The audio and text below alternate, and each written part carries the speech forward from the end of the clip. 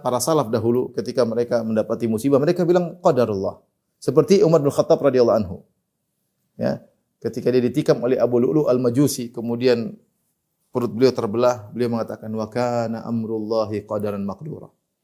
Dia mengatakan ini perkara sudah ditetapkan, ketetapan Allah yang akan berlaku. Wa kana amrullahi qadaran maqdura, dia mengatakan bahwasanya ketetapan Allah yang akan berlaku. Dia tahu akan hal tersebut. Demikian juga Talha bin Ubaidillah ketika dibunuh dalam perang Jamal, ketika dia ditikam dia berkata atau terkena anak panah, dia meninggal dia berkata, "Wa kana amrullahi qadaran maqdur." Ini sudah ditakdirkan. Sudah ditakdirkan. Kita tidak bisa menilai dari takdir tersebut. Inilah yang kita bisa meraih pahala yang besar ketika kita ridha dengan keputusan Allah Subhanahu wa taala. Allah berfirman, "Wa basyiril mukhbitin."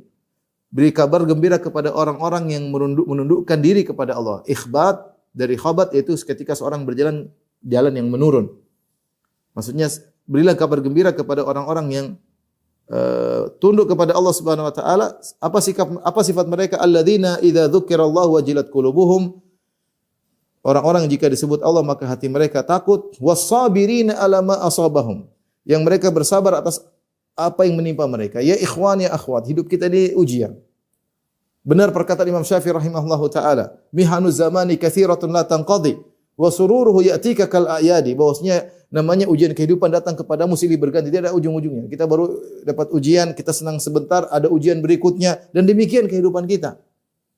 Kita senang, ya, tapi setelah itu kita tertawa kemudian diuji lagi. Bahkan seorang mungkin sedang tertawa dia dalam ujiannya, tapi dia bisa berusaha menghappykan dirinya, tapi sedang diuji. Dan seperti itu, ujian dari satu ujian yang lain seperti itu. Cuma tinggal levelnya berat atau tidak. Tapi kata Imam Syafi'i, mihanu zamani katsiratun la tanqadi. Bahwasanya ujian kehidupan itu datang silih berganti, tidak berhenti-berhentinya. Wa sururu ya'tika la, jadi kesenangannya datang sesekali seperti hari raya.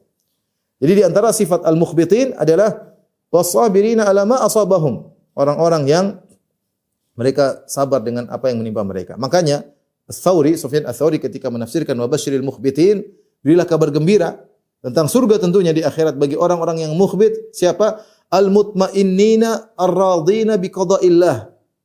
Al-mustaslimina lahu. Ibnu Katsir menyebut hal ini, yaitu orang-orang yang tenang dan ridha dengan keputusan Allah. Ini berat ya, tapi ini adalah puncak dari iman. Kalau saya boleh katakan ridha keputusan Allah ini puncak dari keimanan. Dia akan merasakan manisnya iman. Raditu billahi rabba. Kata Nabi sallallahu alaihi wasallam, "Dzaqa ta'mal iman." Akan merasakan manisnya iman. Man radiya billahi rabba wa bil islam dinan wa Muhammadin rasula. Akan merasakan nikmat iman orang yang ridha, yang ridha Allah sebagai Tuhannya. Di antara bentuk ridha Allah sebagai Tuhannya, dia ridha dengan keputusan Allah terhadap dia. Karena dia tahu dia makhluk, dia marbub, ada Rabb yang mengaturnya. Dan dia ridha dengan pengaturan Allah Subhanahu wa taala. Orang ini akan merasakan manisnya iman. Makanya al-mukhbitin, al-mutmainnina ar-radina bi qada'illah. Orang-orang yang tenang, tentram dan ridha dengan keputusan Allah. Al-mustaslimina lahu, yang pasrah kepada Allah Subhanahu wa taala. Ayat yang lain yang menunjukkan pentingnya kita pasrah terhadap ini, sudah takdir Allah mau diapain? Qadarullah.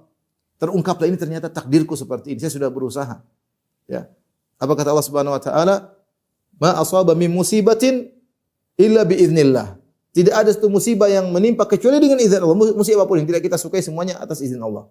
Musibah tentang jasad kita, musibah tentang ekonomi kita, musibah tentang pekerjaan kita, musibah tentang istri kita, musibah tentang suami kita, musibah tentang anak kita, semuanya biiznillah. Wa man yu'min billahi yahdi qalbah. Siapa yang beriman, maksudnya beriman bahwa ini semua keputusan Allah dengan izin Allah, yahdi qalbah, Allah akan beri petunjuk kepada hatinya. Kata Alqamah, hiyal musibah tusibur rajula faya'lamu annaha min indillah fayusallim laha wa yarda. Alqamah dia berkata, seorang tabi'in dia berkata, ayat ini berkaitan dengan musibah yang Allah timpakan kepada seseorang. Kemudian ketika tertimpa musibah dia tahu ini adalah keputusan Allah. Tidak bisa lari dari hal ini. Maka dia pun pasrah dan dia ridha.